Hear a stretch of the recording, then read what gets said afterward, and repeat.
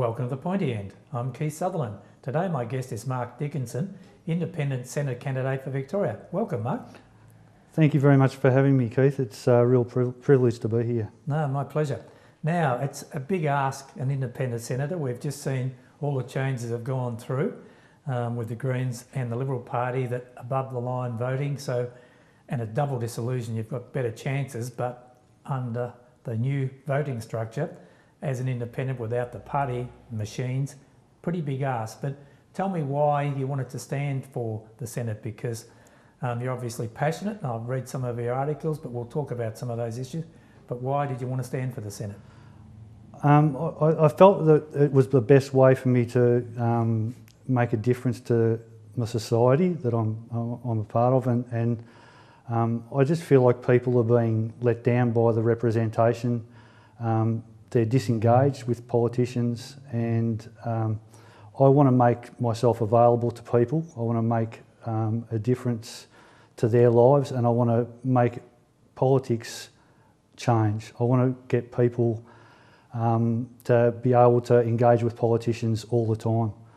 So that the party system doesn't allow you to do that. Being part of a party, you've got more independent views than what the party machine is with their policies? I think I'm more free as an independent to be able to say what I think about issues, and I think I'm able to represent other people's issues in the same way too. I'm not locked into a party line. I can take issues that come up as we go and react to those. Okay. I've been reading about you, and as I said, stuff on Facebook where your youngest son is autistic, and that's sort of probably formed opinions on the system that we currently work under, and obviously the system is not working as well for people and families that have got children with disabilities, and the NDIS is coming in, but at this point in time. So is that fair comment to say that that has formed your policies and thinking about why you want to make a difference? I do worry about people with any issues in their life being sort of dropped through the net and not picked up by society. I sort of note that there's so many, like over 100,000 people any given night sleeping out on the streets of Australia, and things like that really worry me. Okay. And I think having an autistic son, I've seen how susceptible people with anything wrong with them are to life, and I worry about people that haven't got parents or siblings that can care for them, and they're isolated. How they are going to cope in a system that just doesn't seem to pick people up. So yeah, that's probably, and that comes from the experience of my life. So, and it doesn't just, it's not just things that impact me personally. I feel like the same way about the drugs in society and all that, and the impact that has on people. I think it's shocking. And so you've got a real social conscience, because when I go through some of the things, and asylum seekers, I'll just quote a couple of things you said. First was the delays in processing, the secrecy and ambiguity, and the lack of humanity that's shown. So that comes through with a social conscience. You've got that formed by various things in your life. And then you went on to Medicare is under attack by the Liberal National Party. Education shouldn't be a privilege. Gonski. Now climate change is real. So there's some of the issues that are popular issues, and I dare say you haven't chosen those because they're popular. You've chosen them because you believe in them. Yeah, I think they matter. I think we've probably got it a little bit wrong, the way our society's structured. Like we're really focused on what we get and what we can have, and minimising what we have to pay for the government and in taxes and all that sort of stuff. And that impacts the rest of society, because the government doesn't have the funds that it once had to spend on things that, services that provide safety for these people. They're cutting back services because they haven't got the funds to fund them. So maybe we've just got the balance wrong. I'm not against people progressing and having great lives and being successful, I think that's fantastic. And it should always be encouraged. And there's always going to be people that do better than others. I'm not against that. I just think that the way the tax system was initially structured, it was so that people who earned more paid a little bit more. And it's staggered that way. And that balance is being manipulated, and the politicians seem to be turning a blind eye to it. That leads me into the next one that's been, I think, a sleeper in this campaign is negative gearing, because you're minimising tax, and there's no question about that, and it is costing the community. We've heard about debt and deficit, but at the end of the day, the Grattan Institute have come up with a figure of $5.3 billion that the community, the government doesn't have in their coffers by having that lack of $5.3 billion. Now, what's your thoughts on negative gearing, the current structure and the proposal by the Labor Party to only have negative gear properties going forward on new properties? I think the policy that the Labor Party has introduced is better than no policy at all. I would have liked them to have actually delved into what actually exists already and maybe rolled it back gradually to a cap, because I think we have to try and reduce the amount of tax minimisation in Australia, not just personal income taxes, but also corporate. Multinationals. Yeah. We want to talk about it, but we don't seem to do anything. There's 579 of our biggest corporations paying absolutely nothing. And I mean, how does that add to our society?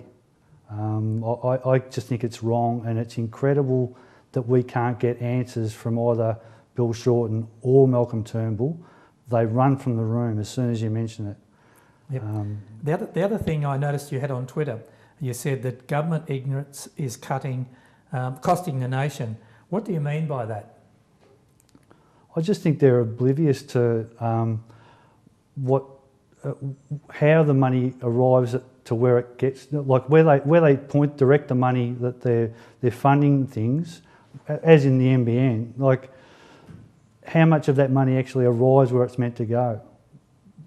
It doesn't seem to. It's not very efficient. Yep. It doesn't seem to be very efficient. Any infrastructure that we build seems to cost a lot more than what it should. So the same will apply to shipbuilding, do you think? Well, I worry about the submarines because of the technology. Is that going to be obsolete by the time they arrive?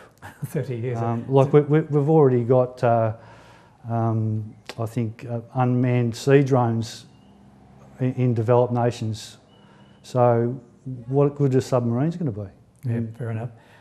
Just another point you made on that was that the government debt has hit a record of $433.5 billion, up from $160 billion when the Liberal National Party were elected. So that's all incumbent in some of the areas you're talking about. Finally, if you're elected and you're in the Senate, have you got any leanings one way or the other, or you're a totally independent? Because, say for argument's sake, and it seems like that Liberal National Party will just get back, but the Senate will be a closer proposition. And if you had that balance of power, or is there one side you would rather prefer to work with or the other, or you are a total independent? Is that the way you see it? I think that I'm fairly independent. I've got a little bit of empathy with some of a few of the Greens policies, but not all of them. I've generally been a Labor voter historically through my life, so I'm not. I probably lean more to the left than to the right, but I'm pretty much a free spirit, and I want to remain that way because I want to be able to take on issues that people bring to me, and I think if you look at my page, you get a fair indication of on Facebook or on Twitter, you get a fair indication of like where I stand on most things. One more thing I thought of too, that for you to get elected, it's an uphill battle, as we acknowledge. Yes. Yeah. Have you had any thoughts or discussions with Glenn Jury, the preference whisperer that seems to be able to organise it, and he obviously got several senators into the parliament last time around. A lot of them will be wiped out this time around. But have you ever had any thoughts of trying to get some preference flows from others, independents and minor parties to try and help your cause? Because to do it alone without that support, and one final thing also was, how do you get your message out to the public unless mainstream media pick up on an issue?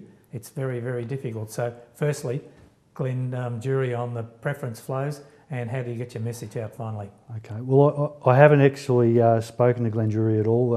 I would entertain doing something like that if I believe it costs you money though to do it. If the opportunity arose. I am running on a shoestring budget. I'm not a wealthy bloke, and I'm not doing it lightly. I'm doing it because I care about Victoria and I care about Australia. But I know that the chances of success are pretty remote.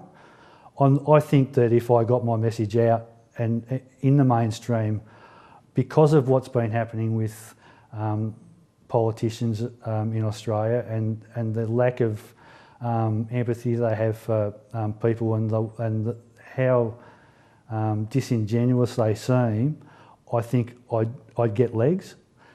But it's getting the media and doing well when I do get the media. So that's why I really appreciate you giving me a go and having me in today, because it gives me a bit of experience, and it's the first time I've ever been in front of a camera. So, and I haven't passed out. So, well, Mark, thank you so much for appearing on The Pointy End.